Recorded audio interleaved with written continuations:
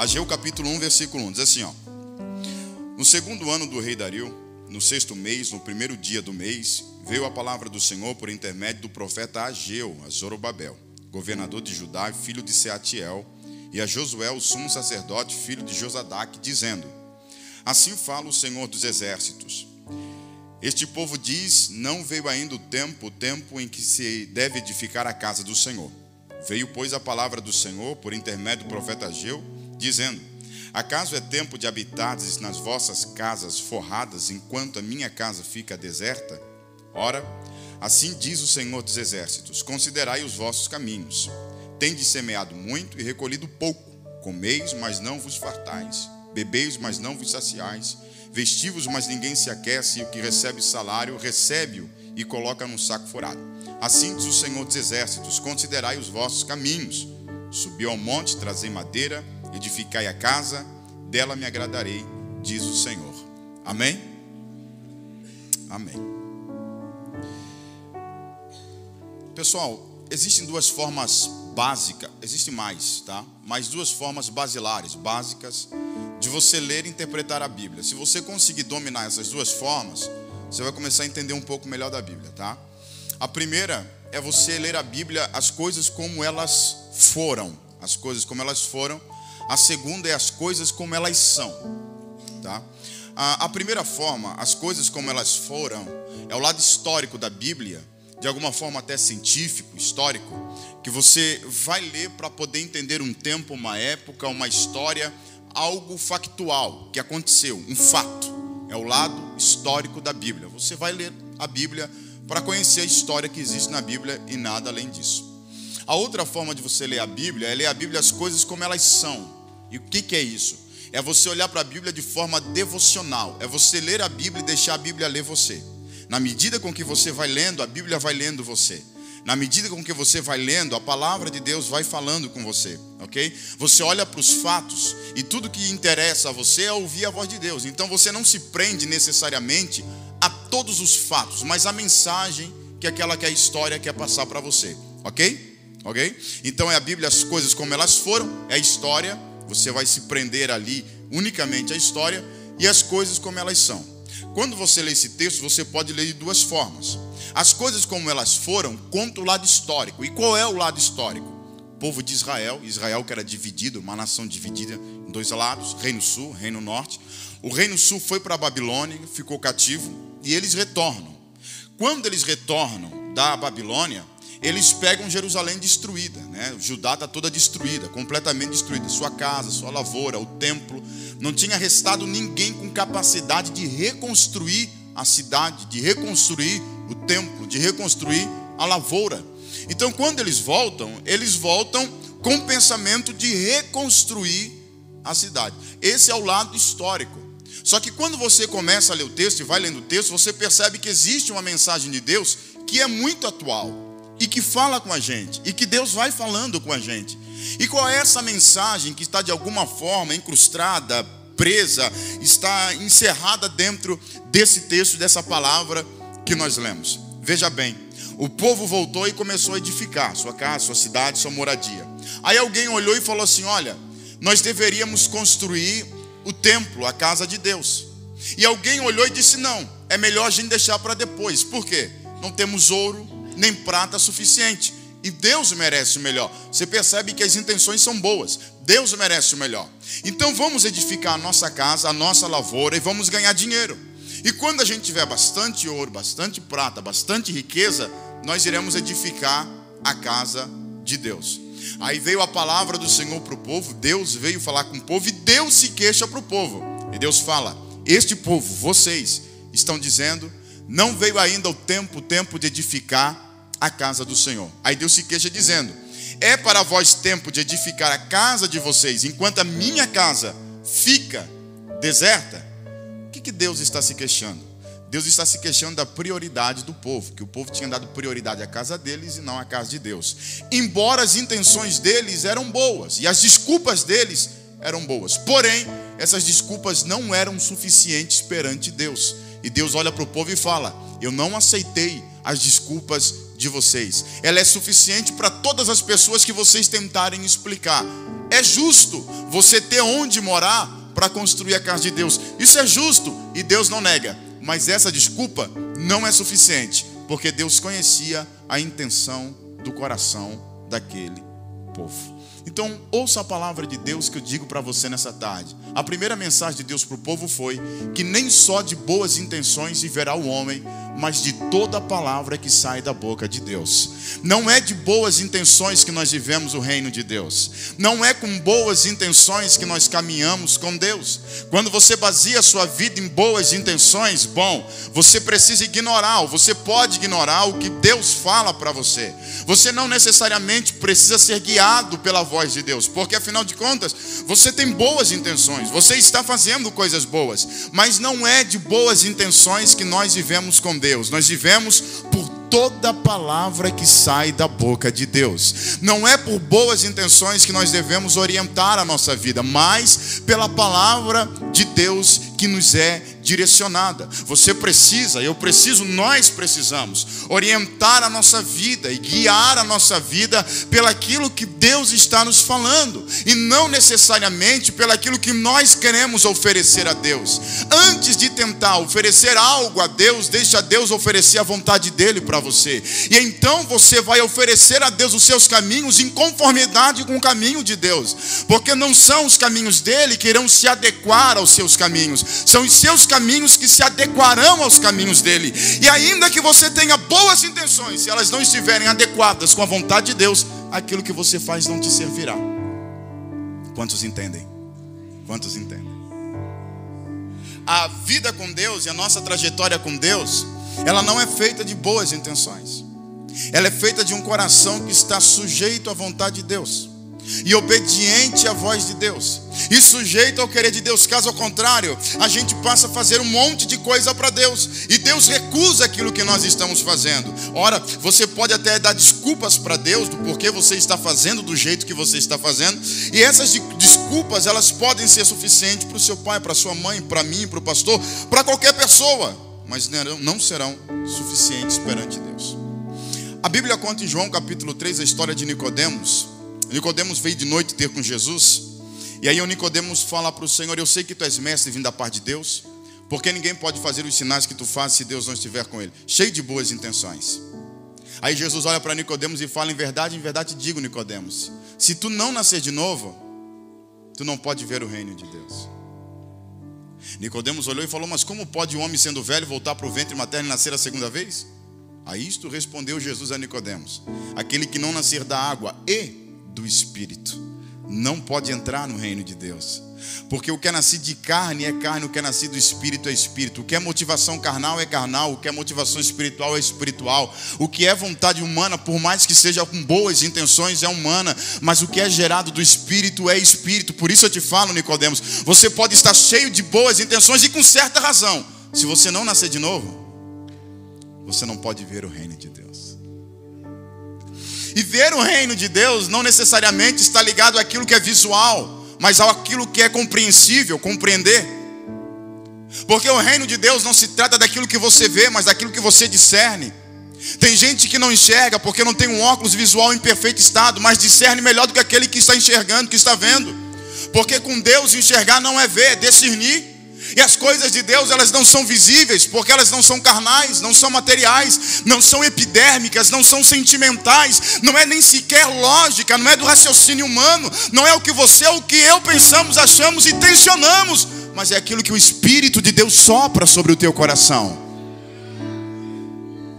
Há um grande problema quando nós tentamos viver as coisas espirituais de forma carnal, ou quando nós achamos que as coisas de Deus podem ser experienciadas, vivenciadas, desejadas, manifestadas, compreendidas, discernidas de forma carnal.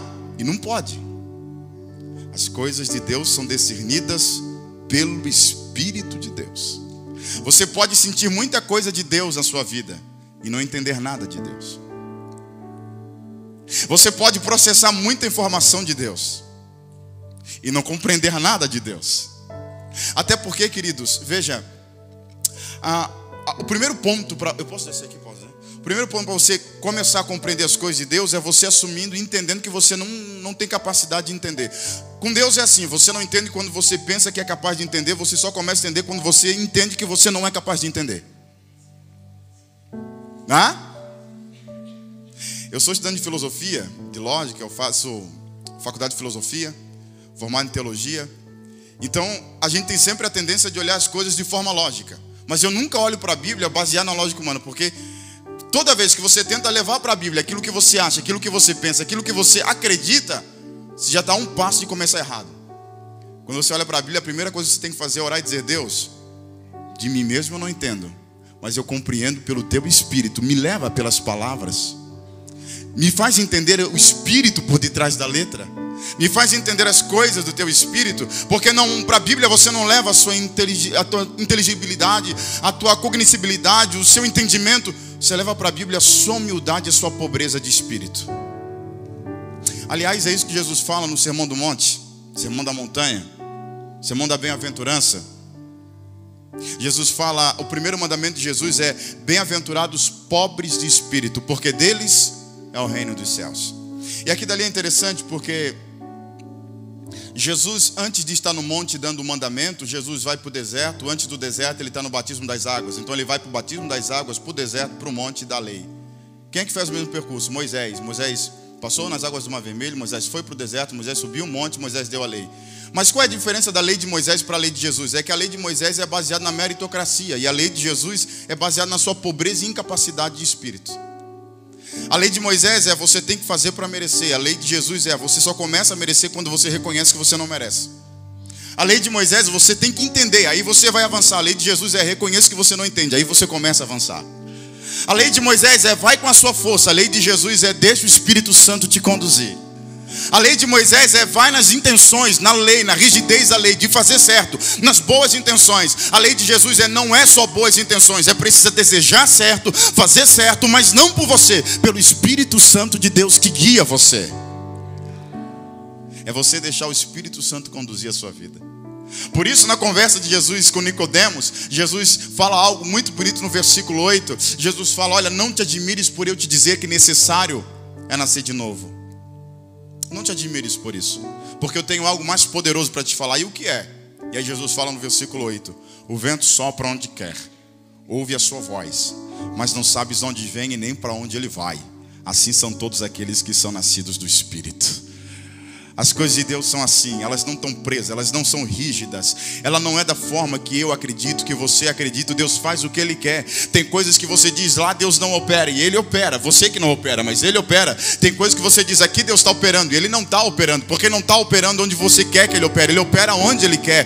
Ele sopra onde Ele quer, Ele levanta quem quer, Ele batiza quem quer, dá dom para quem quer, enriquece quem quer, Ele usa quem quer, Ele faz o que Ele quer.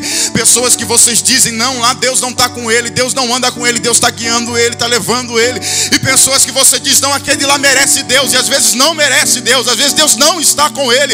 O reino de Deus é assim: ninguém merece, todo mundo pode ter. Por isso o reino sopra onde Ele quer, o Espírito faz o que Ele quer, e Ele usa quem Ele quer.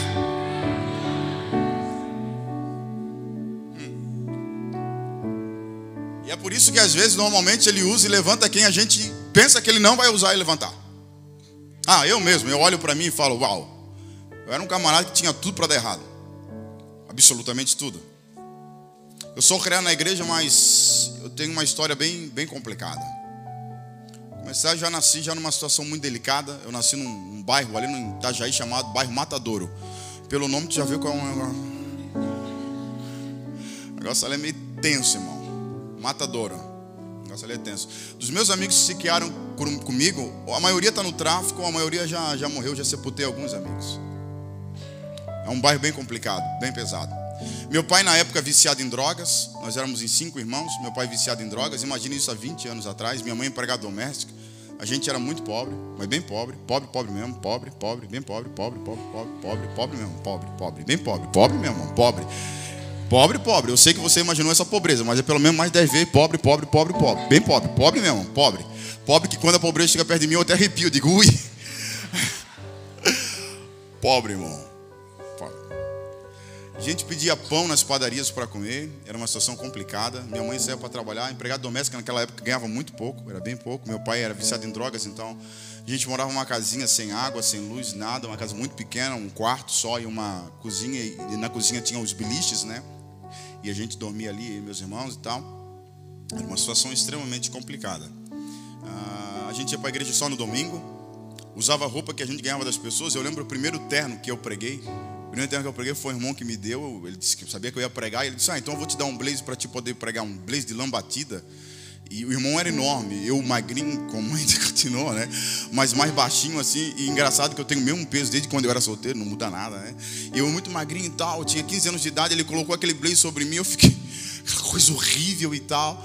E assim eu fui vivendo com Deus. Deus foi me guiando. E minha mãe sempre dizia para mim, Deus vai te usar muito. Deus vai te usar muito. Eu dizia, mãe, olha a nossa situação, eu. E a minha mãe diz, não, Deus vai te colocar no meio de gente grande. Eu dizia, eu disse, não é você. Minha mãe dizia, meu filho, minha mãe falava isso para mim, eu te vejo no meio de doutores. Deus vai te colocar no meio de doutores, gente muito sábia. Deus vai te colocar lá para ensinar. Eu dizia para minha mãe, não, mas isso não é possível. E hoje eu olho para trás e sempre que eu estou numa situação, que eu me pego em situações que eu digo, Deus, o que eu estou fazendo aqui? Eu olho para trás e eu vejo que não foi a minha vontade. Eu não escolhi ser pregador, eu não queria pregar, eu não gostava de pregação. Só que quando eu tinha 15 anos de idade, eu fiz uma oração e um voto com Deus. Eu digo, Deus, eu aceito a tua vontade sobre mim. E eu me entreguei no vento do Espírito e deixei Ele me conduzir.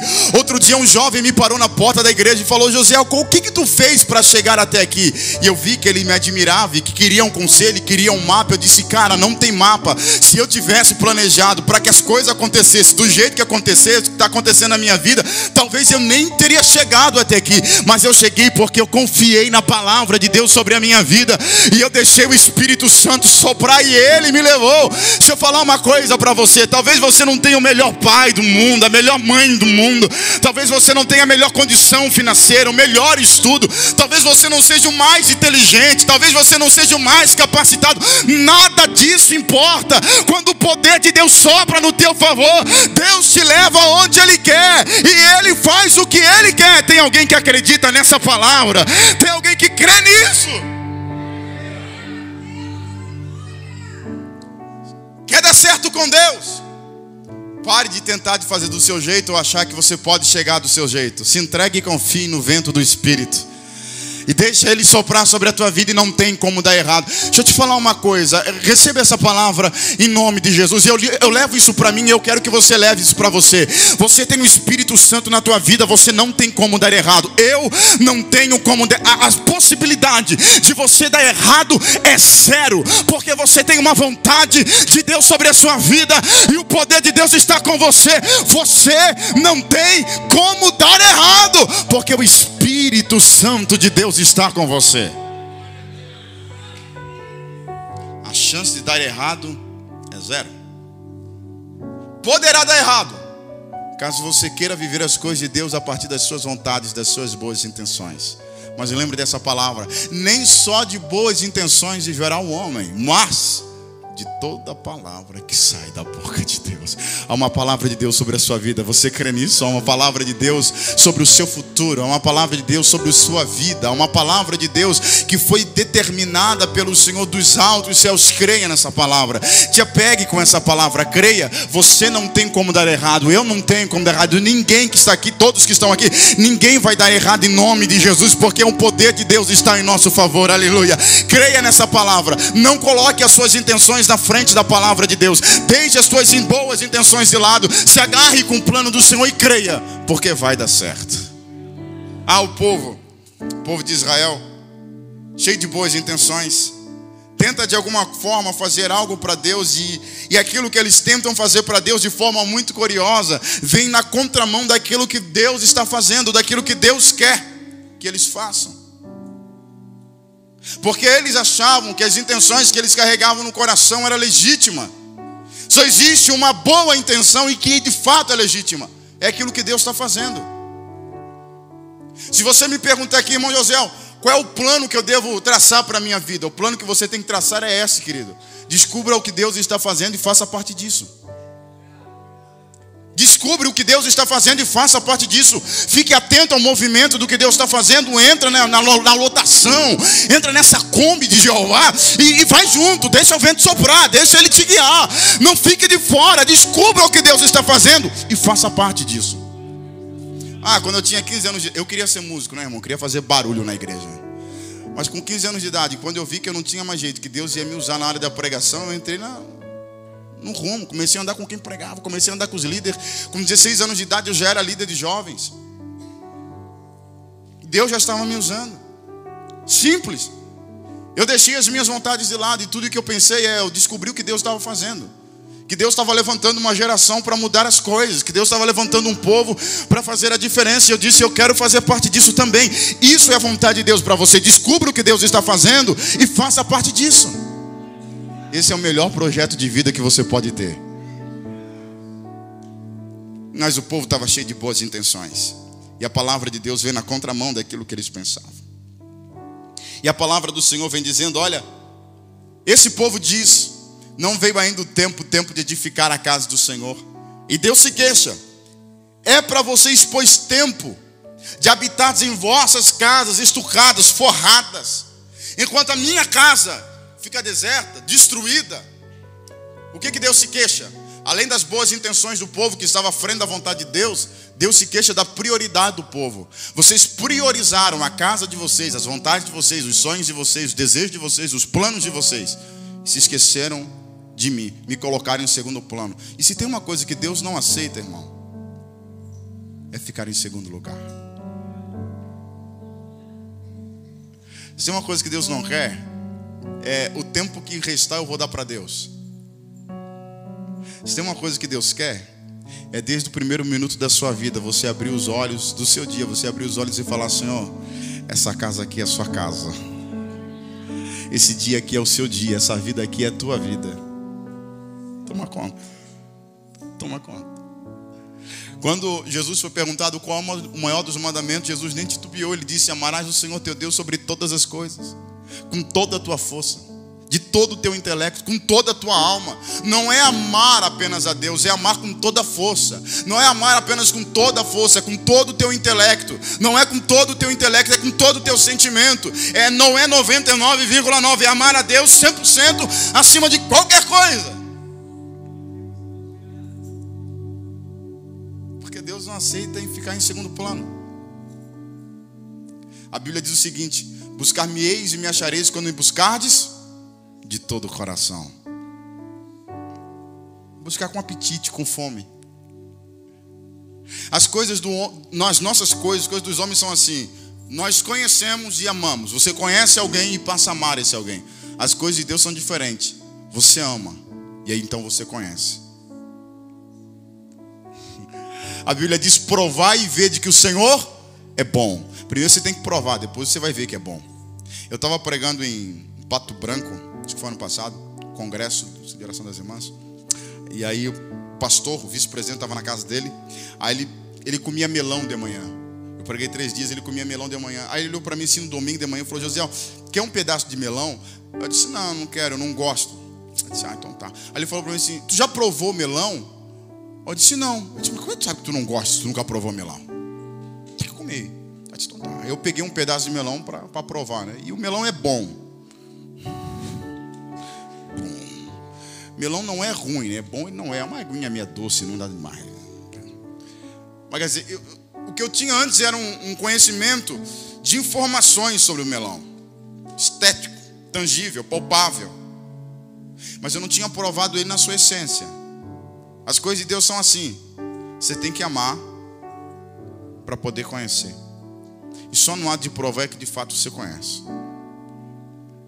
E por isso Deus falou para o povo, vocês querem me conhecer? Então vocês vão ter que me provar, vocês vão ter que me buscar. Buscar-me-eis e me achareis quando buscardes de todo o coração. Mas tem que ser de todo o coração, não é metade, é com todo o coração.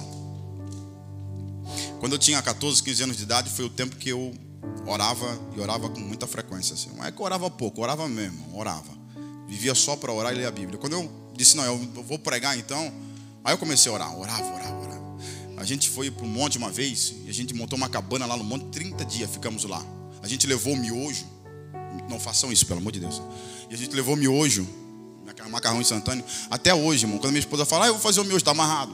Deus me livre, credo. E a gente levou o miojo e a gente joava 2, 3 dias.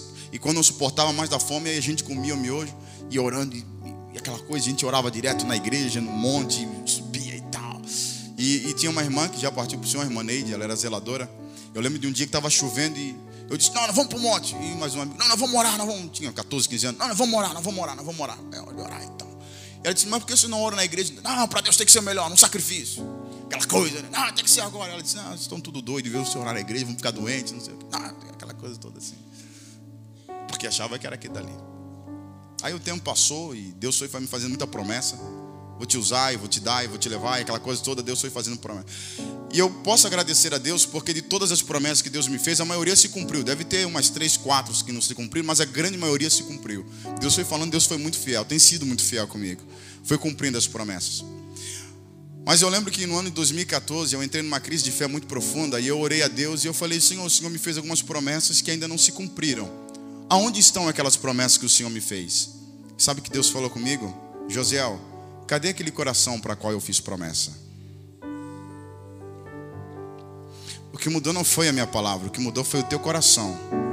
Eu fiz uma promessa para um coração que me buscava acima de qualquer coisa. Mas hoje tem tanta coisa entre eu e você. Tem o teu trabalho, a tua família, tem o teu filho, tem o dinheiro, tem a casa, tem tanta coisa na frente de mim. E naquela época você não tinha nada. Então tudo que você fazia era buscar a minha presença. Jeremias capítulo 2, Deus fala para o povo assim, olha, eu tenho saudade do tempo do deserto, porque entre eu e vocês não tinha nada, entre eu e vocês não tinha as delícias da terra prometida, não tinha as amizades, não tinha nada, porque para sobreviver no deserto vocês precisavam de mim, para sobreviver o frio do deserto precisavam de mim, para sobreviver o calor do deserto precisavam de mim. Então eu era a prioridade de vocês, eu era o primeiro do coração de vocês. Mas hoje tem tanta coisa entre eu e você.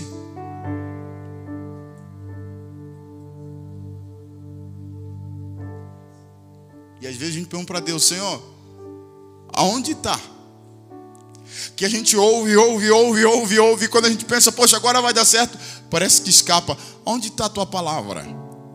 Deus está falando da tua palavra, minha palavra está onde eu sempre disse. O que mudou não foi a minha palavra, foi o teu coração. O que mudou não foi a minha promessa, foi o teu coração. Eu tenho um filho de 6 anos de idade, eu vou contar isso aqui para vocês entenderem. Eu tenho um filho de 6 anos de idade. Eu sou apaixonado pelo meu filho, louco por ele, a coisa que eu mais amo na minha vida. Se o médico olhar para mim e falar assim, José, tu tem que tirar o teu coração e dar o coração para o teu filho, porque o teu filho precisa de um novo coração e só o teu. É esdrúxulo, né? Mas só para a gente entender. Para o teu filho, só o teu coração. E para ti nós vamos dar um coração artificial. Eu mando tirar na hora, irmão. Ele é meu filho. Eu amo ele como se fosse a minha própria vida. E isso é verdadeiro, irmão. Eu nunca senti tontura, desmaio, nada disso. Mas teve um dia que ele levou um acidente. Eu cheguei no hospital, a médica olhou para mim e falou assim, estás bem, pai? Eu estou bem, eu desmaio. Desesperado. Deus me livre, irmão. É minha vida, é meu amor. É meu filho. Eu amo ele acima de muita coisa. Ele é o cara, ele é meu amor. E é nessas horas que o Espírito Santo, Deus fala comigo, José, sabe quando eu vou cumprir aquelas promessas? Sabe quando que tu vai viver a totalidade do que eu tenho para você? Quando você me buscar como você busca o teu filho. Quando você me amar como você busca seu pai, sua mãe. Quando você me amar como você busca suas amizades. Quando você me buscar como você busca os seus sonhos, os seus ideais. Quando você me buscar como você busca o crush. Quando você me buscar como você usa o seu amor. Quando você me buscar como você usa os seus colegas. Quando você me buscar com a mesma sede, a mesma intensidade, o brilho nos olhos, a mesma vontade, a mesma paixão, que você busca todas essas coisas, então você vai me achar e você vai ver que eu vou ser o seu tudo e você será tudo para mim, e eu vou me revelar a você e você vai me conhecer, e o Espírito Santo de Deus vai se revelar profundamente em você. Eu quero ministrar nessa tarde sobre o teu coração, querido, que o Espírito Santo vai pegar o teu coração de jeito, ele vai acender uma chama no teu coração, e tudo aquilo que te impede de se aproximar de Deus, tudo aquilo que estiver entre você e Deus será consumido pela pureza da santidade e da presença de Deus, até que entre você e Deus não tenha mais nada, até que o Espírito Santo possa derramar sobre a tua vida a plenitude da vontade dele. Somente quando Deus estiver no seu coração como prioridade de todas as coisas, então você poderá desfrutar ao máximo daquilo que Deus tem para você. O que Deus tem para você não se compara com tudo aquilo que você está vendo. Eu lembro muito da palavra de Paulo à igreja de Coríntios, que dizia: olha, com leite vos criei, não com manjar. E não porque não houvesse muita coisa de Deus disponível. Mas o problema é que entre vocês e Deus e a vontade de Deus existem muitas coisas que impedem vocês de chegar lá. Mas em nome de Jesus, diz aqui a palavra do Senhor: deixa o Espírito Santo conduzir a tua vida e te levar à plena vontade de Deus. Coloque Deus como prioridade no seu coração. Acorde pela manhã, entrega a Deus o seu dia, entrega a Deus a sua vida. Senhor, isso aqui é teu templo, é tua casa, a minha vida é tua, ela está em tuas mãos, aleluia. Ande pelas ruas, vá trabalhar, vá estudar, tendo a consciência que Deus está em primeiro lugar. Não negue Jesus por nada, não troque Jesus por nada, não abandone Ele por nada, não deixa Ele em segundo plano por nada. Faça Ele prioridade da sua vida em tudo, aleluia. Faça Ele prioridade do seu dia, faz Ele prioridade da sua noite, aleluia. Não deixe Jesus para depois. Não deixe Ele para depois. Eu lembro quando eu era criança, não tinha muita coisa, né? Muito pobre, não tinha muita coisa. Meu sonho era ter um videogame. Quando eu comecei a trabalhar aqui, ganhei meu primeiro dinheiro, a primeira coisa que eu fazia era comprar um videogame. Fui comprar um videogame. Lembro quando saiu o Play 4, eu olhei para minha esposa e disse: amor, eu sei que é caro, mas eu vou comprar esse negócio aí. E comprei. E aí eu virava à noite, videogame. Aí de repente eu disse: puxa vida, é bom, não é ruim. Mas poxa vida, a gente fala para Jesus: tu és o meu melhor amigo, mas o melhor amigo que a gente dá o resto do dia para Ele. Tu és o meu melhor amigo, mas o melhor amigo que a gente trata sempre por último. E que a gente gasta tempo com tanta coisa, com tanta gente, e dá atenção para tanta gente, e confia em tanta gente, e ama tanta gente, mas a gente oferece para Ele sempre aquele amor. E quando a gente está em necessidade, a gente vem, não que Ele não vai receber, Ele recebe, mas é sempre essa busca da necessidade. A gente é muito intenso em Deus, mas não é constante em Deus. A gente é intenso em sentir a presença de Deus, mas a gente não é constante em se aprofundar na intimidade com Deus. E a gente não entende que aqui a gente sente de Deus de forma intensa, mas de forma profunda é quando ninguém vê. É quando você tem 1001 opções de fazer tudo, de jogar um bom videogame, de estar na internet, de estar com os amigos, de ir para o shopping, de fazer qualquer coisa.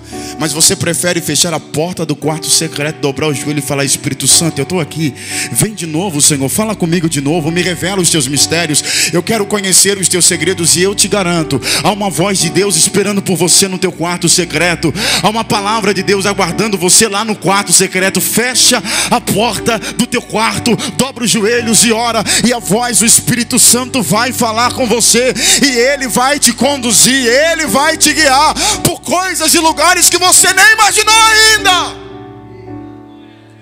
que nem passaram em sua cabeça ainda, mas Ele vai te levar. Quando você aprender a fechar a porta do quarto e falar: Deus, tu és prioridade na minha vida. Esse povo tinha deixado Deus em segundo plano. E Deus olha para o povo e fala: para vocês é tempo de habitar em vossas casas, casas estucadas, enquanto a minha casa há de ficar deserta. Vocês me colocaram em segundo plano. Deus olha para o povo e fala: considerai os vossos caminhos. Eis que vocês semeiam muito, mas recolhem pouco. Eis que vocês bebem, mas nunca sentem sede, continuam sentindo sede, nunca estão saciados. Vocês comem, mas nunca estão de alguma forma alimentados, estão sempre com muita fome. Vocês recebem salário, e esse salário parece que é um saco furado, nunca rende, nunca dá para nada. Vocês semeiam muito e recolhem pouco. E ao invés de vocês parar, olhar e pensar o que está errado, vocês continuam empurrando com a barriga. Deus falando para o povo: vocês continuam empurrando com a barriga, achando que vai dar certo, e apostando em algo que não está dando certo, mas continua apostando achando que vai dar certo. Aí Deus fala: para um pouco, põe a mão na consciência. O que está dando errado?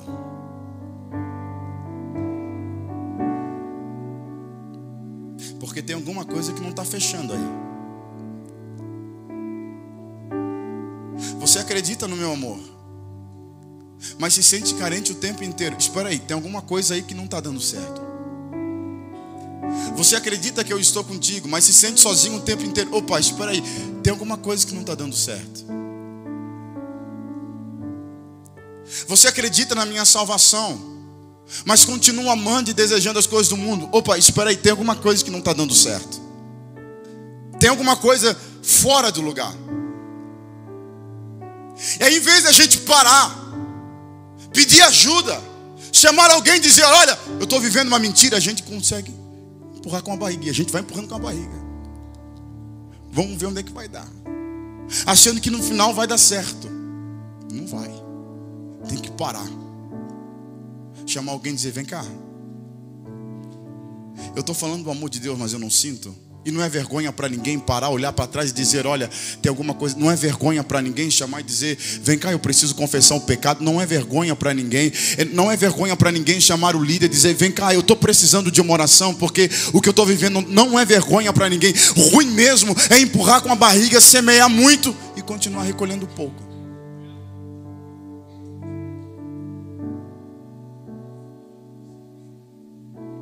Tem hora que tem que dar uma parada e reconhecer que tem alguma coisa errada, que é um renovo que renova, mas nunca transforma em algo novo.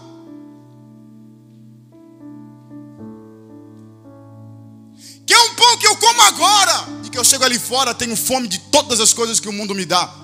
Tem alguma coisa errada.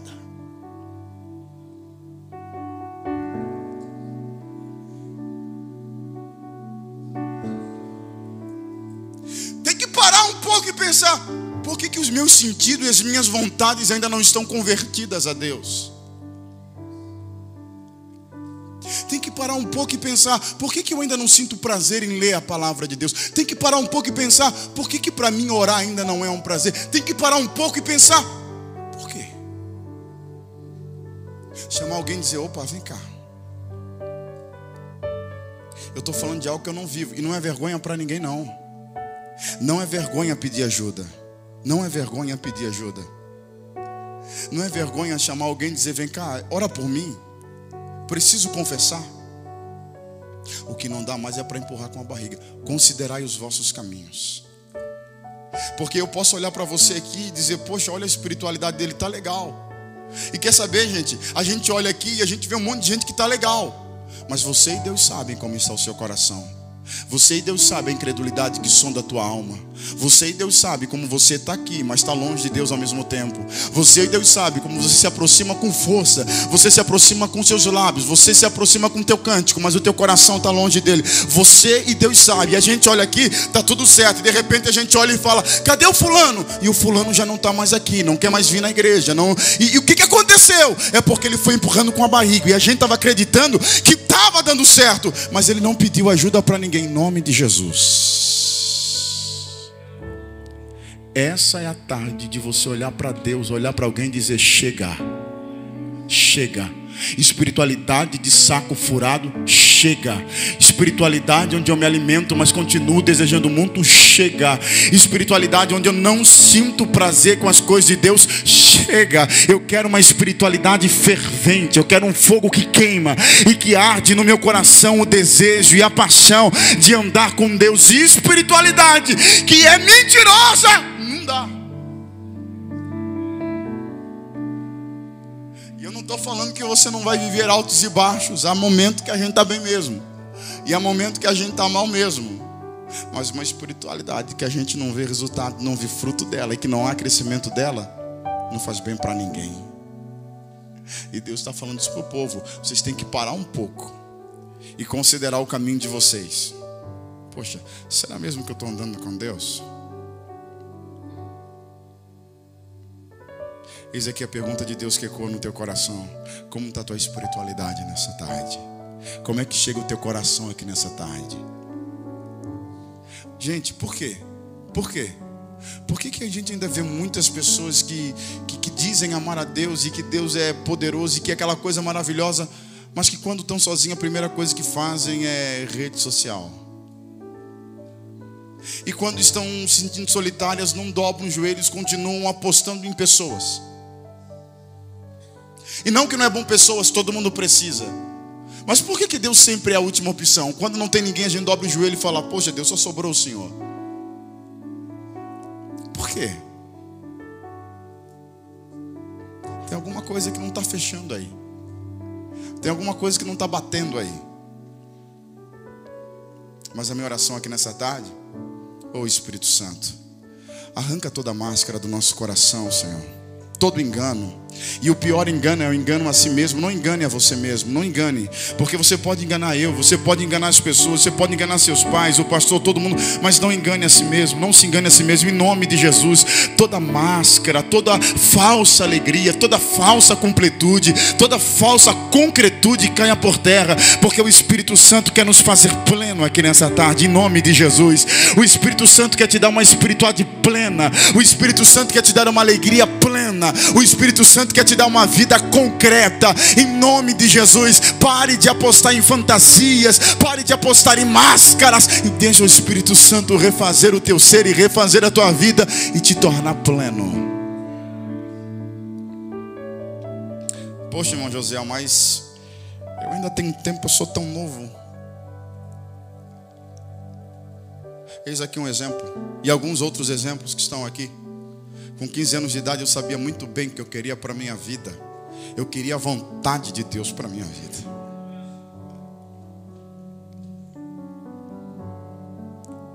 Tudo que você tem é hoje. Tudo que você tem é o agora. E você vai continuar apostando em máscaras, empurrando com a barriga. Deus fala: não, para um pouco. Põe a mão na consciência e considere os seus caminhos. O povo olhou para Deus e falou: Senhor, mas isso aí não é culpa nossa. Nós estamos semeando, é a terra que não está dando. E Deus fala: considerai os vossos caminhos. E o povo fala: mas o que é que está errado? E Deus fala: é porque vocês construíram a casa de vocês e se esqueceram da minha casa. E o povo volta a dar desculpa: mas é que os nossos pais construíram um templo de ouro, de prata, e nós queremos fazer o melhor para o Senhor. E aí Deus olha para o povo e fala: olha, vocês querem fazer o melhor para mim?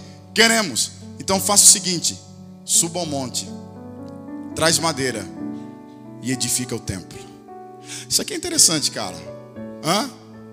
Muito interessante. O povo quer fazer um templo de ouro e de prata para Deus. Aí Deus olha para o povo e fala: vocês querem fazer o melhor para mim? Queremos, Senhor. Então faz um templo de madeira, não tem problema. Pode fazer de madeira e eu serei glorificado. Por que, Deus? Porque os vossos pais construíram um templo de ouro e de prata, mas eu não era prioridade naquele templo. Eu dividia espaço com Baal. Pode ser de madeira, pode ser simples, não tem problema, mas tem que ser só meu, só para mim. Tem que ser uma morada só minha, tem que ser exclusivamente meu. Eu quero prioridade. Pode ser uma oração simples, tem problema, mas tem que ser meu. Pode ser um crente simples. Não fique com medo de fazer o simples. Pregue simples, cante simples, tenha uma espiritualidade simples, não tem problema, mas tem que ser meu. Eu tenho que ser exclusivo, eu tenho que ser prioridade. Não tem problema ser simples, mas tem que ser meu. Às vezes você olha para você mesmo e você pensa: poxa Deus, eu sou um camarada tão simples, eu sou um vaso de barro, e tem tantos vasos grandes, tão bonitos, tão bem ornamentados, e eu sou como um vaso de barro simples. Deus está falando: não tem problema, você é um vaso de barro, mas você está nas minhas mãos. E a importância da estrutura não importa, porque ela não significa quase nada. A grande importância não é a estrutura da casa, nem do vaso, nem da pessoa. A grande importância é o que tem dentro da pessoa, que é o Espírito Santo de Deus que habita dentro de você. Preste atenção nisso.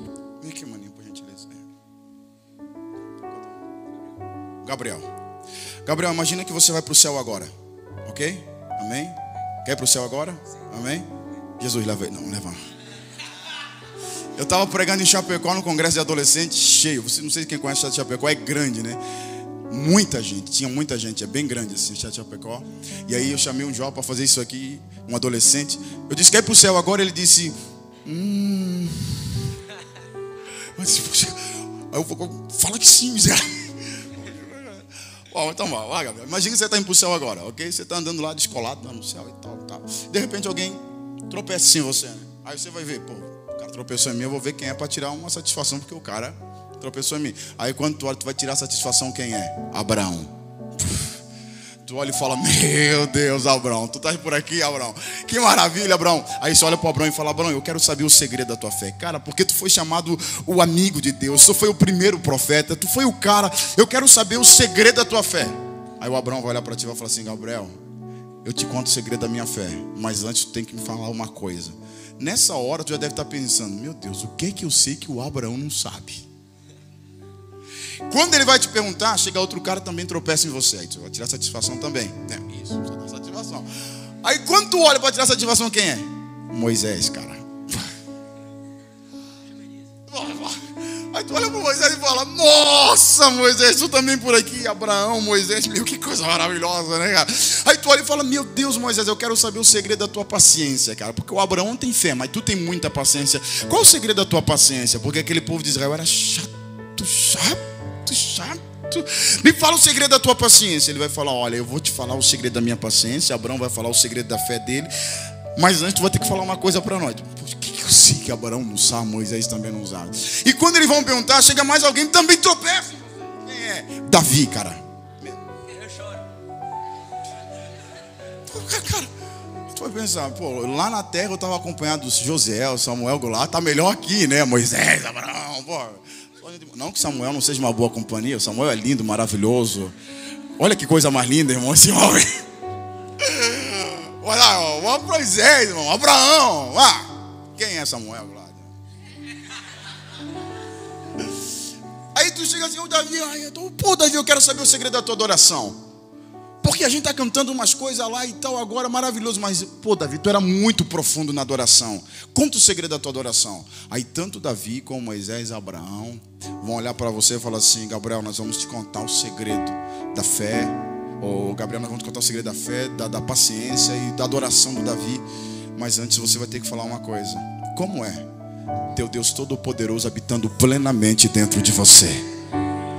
Ah, sim, porque você olhou para a história da Bíblia e você disse, nossa, Abraão amigo de Deus, Moisés viu a Deus cara a cara, face a face, Davi também provou do Espírito Santo. Mas da forma como você prova o Espírito Santo, nem Moisés, nem Abraão, nem Davi provaram, porque você prova a plenitude de Deus habitando dentro de você. Quem é que acredita nisso? Quem é que entende isso?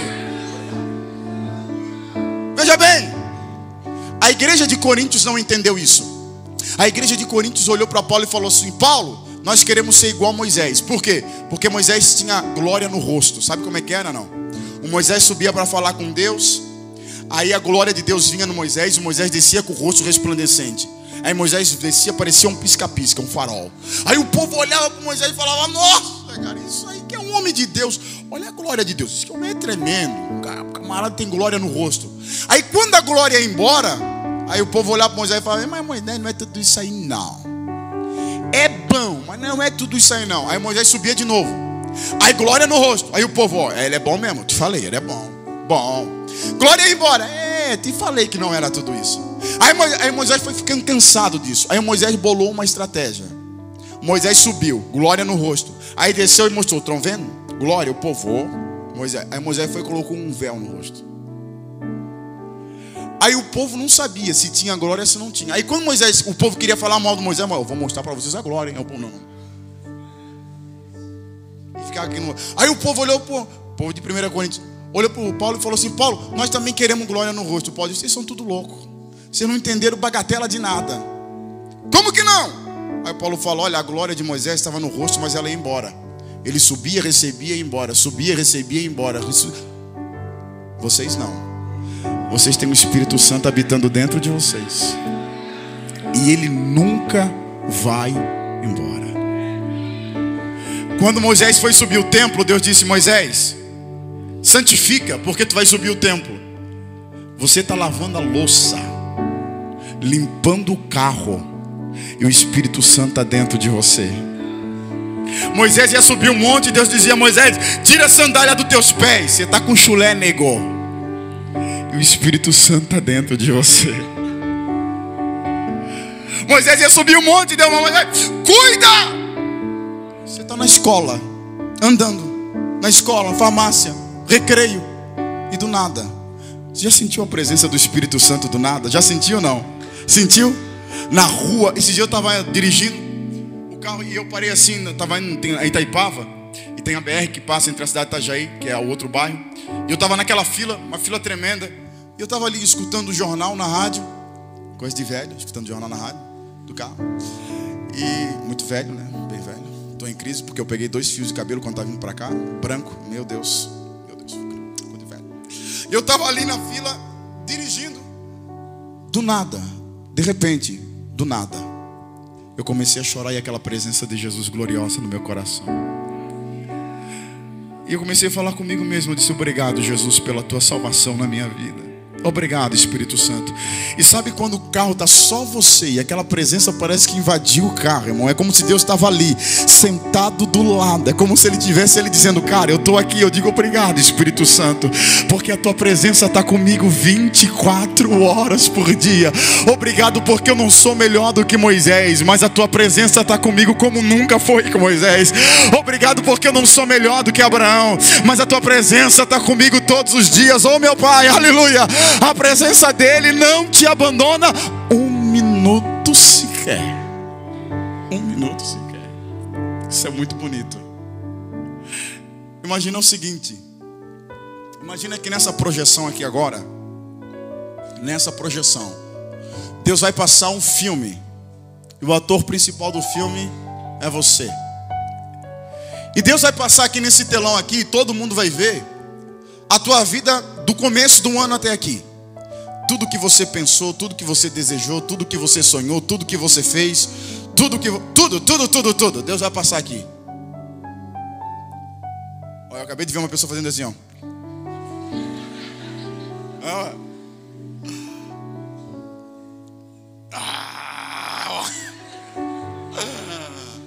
Aí Deus vai passar aqui, ó. Tudo. Eu garanto para você que o seu líder vai olhar para você e vai dizer: safadinho, ó. Se tua mãe e teu pai estiver por aqui, vai dizer: nego. Gente. Você vai olhar para o seu amigo e vai dizer: rapaz, mas que coisa. Quer dizer que você ficou com raiva de mim, que desejou até a morte? Você falou mal de mim, miserável. E por aí vai. Por aí vai. E eu te garanto que alguém não vai mais te admirar tanto. E quando chegar a minha vez, você vai olhar, e depois você vai olhar para mim e vai dizer: pregador.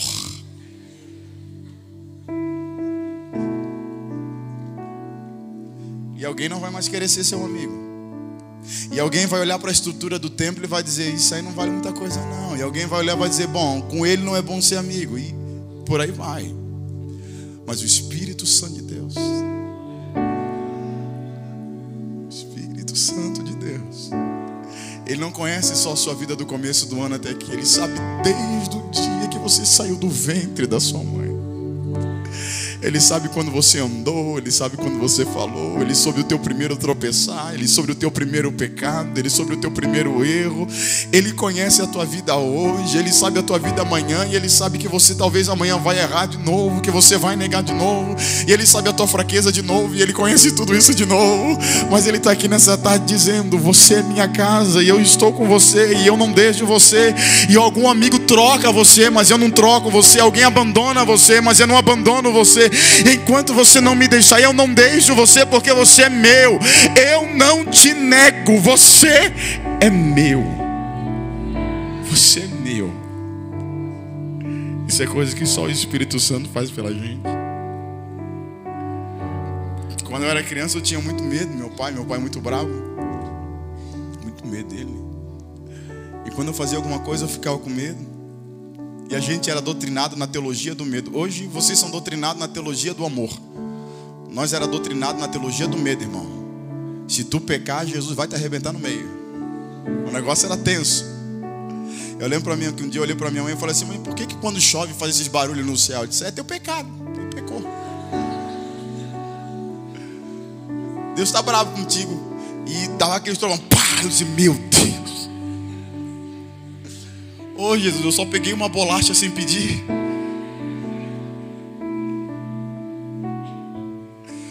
E aí sempre que eu errava, eu ficava com medo, minha mãe. Quando eu fui pai, que eu peguei meu filho no colo, tudo fez sentido para mim. E hoje eu vejo meu filho errar, e quando ele faz alguma coisa errada, eu digo, Davi, ele já vem. Esses dias ele veio, irmão, eu chamei ele, ele veio. Ele falou assim, ui pai, quando o pai me chama, a tua voz, ui pai, ui. Ui pai, aquela voz, ui. O que o meu filho não sabe é que às vezes o rosto está fechado, mas o coração está sempre aberto. Às vezes a palavra vem dura e aí a palavra é dura, o rosto está fechado, mas aqui, ó, não deixa de amar um minuto sequer, porque é meu filho e nós somos filhos. E às vezes Deus fecha a porta, às vezes Deus tira amigos, às vezes o Espírito Santo começa a limpar, tirar pessoas do seu lado, às vezes Ele começa a negar coisas para você, e você pensa, porque Ele está bravo? Não, é porque Ele te ama, você é filho, e Ele está cuidando de você, Ele está zelando, Ele está cuidando de você. O Espírito Santo de Deus tem zelo pela tua vida, Ele tem carinho por você, aleluia. E eu sei que você às vezes se olha no espelho, e você olha para a estrutura que você é, e você deseja ser diferente daquilo que você é. Mas deixa eu te falar uma coisa, quando Deus te chamou, aleluia, Ele sabia exatamente quem você era. E não, Deus não te chamou depois que você tinha 10, 8, 9 anos de idade, não. Deus te chamou antes que você estivesse no coração do teu pai, da tua mãe, antes que você estivesse no ventre da tua mãe. Deus já tinha te chamado. Ele conhecia a tua estrutura, Ele conhecia o teu ser, os teus acertos, os seus erros. Ele sabia quem você era, e ainda assim Ele te amou. Você é amado por Deus, e tudo que Ele pede para você é: confia nele os teus caminhos. Faça dele prioridade da tua vida. Confia que Ele está guiando a sua vida, e você vai ver a grande obra que o Espírito Santo vai fazer. Quem crê nessa palavra, se coloque de pé glorificando, adorando ao nome do Senhor Jesus nessa tarde, em nome de Jesus.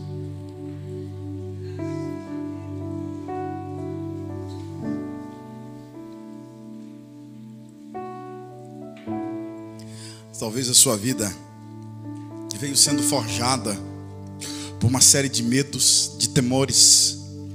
Talvez você olhe para a sua própria estrutura e você se condena a si mesmo. Eis aqui uma palavra de Deus. Deus te ama do jeito que você é. Conhece a sua estrutura, e tudo que Ele te pede é: me coloque em primeiro lugar. Me dê uma chance. Me dê uma chance. Mais do que intenso, seja profundo em me buscar, e você vai ver o que eu vou fazer com a tua vida. Eu gostaria de orar por você. Sai do seu lugar, vem aqui na frente do altar que eu quero orar pela tua vida. Vem para cá, vem para cá. Você, Deus, conhece seus medos, seus temores. Vem aqui que eu quero orar por você. O Espírito Santo tem uma vontade, um projeto, um plano sobre a sua vida. Vem para cá, vem. Oh, glória ao teu nome, Espírito Santo. Oh, glória ao teu nome. Oh, Espírito Santo de Deus, aleluia. Vem.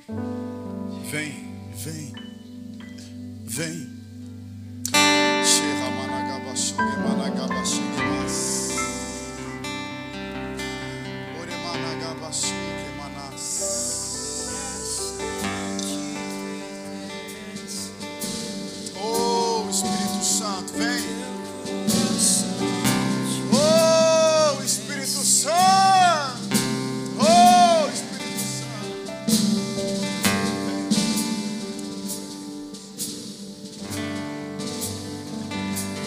Considere os seus caminhos, diz o Senhor.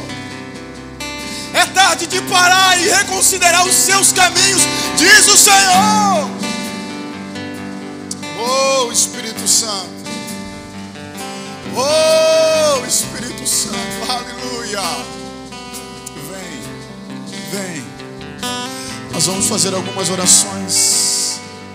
Eu gostaria que você fechasse os seus olhos e comece a orar o Espírito Santo. Ore a Ele, ore.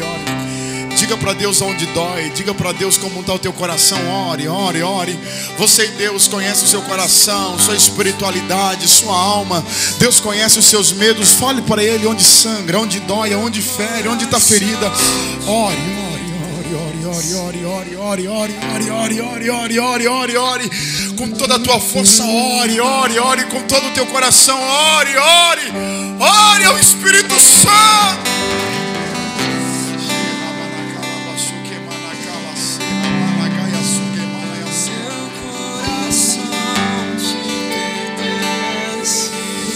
Deus, nós viemos aqui nessa tarde te buscar, Senhor.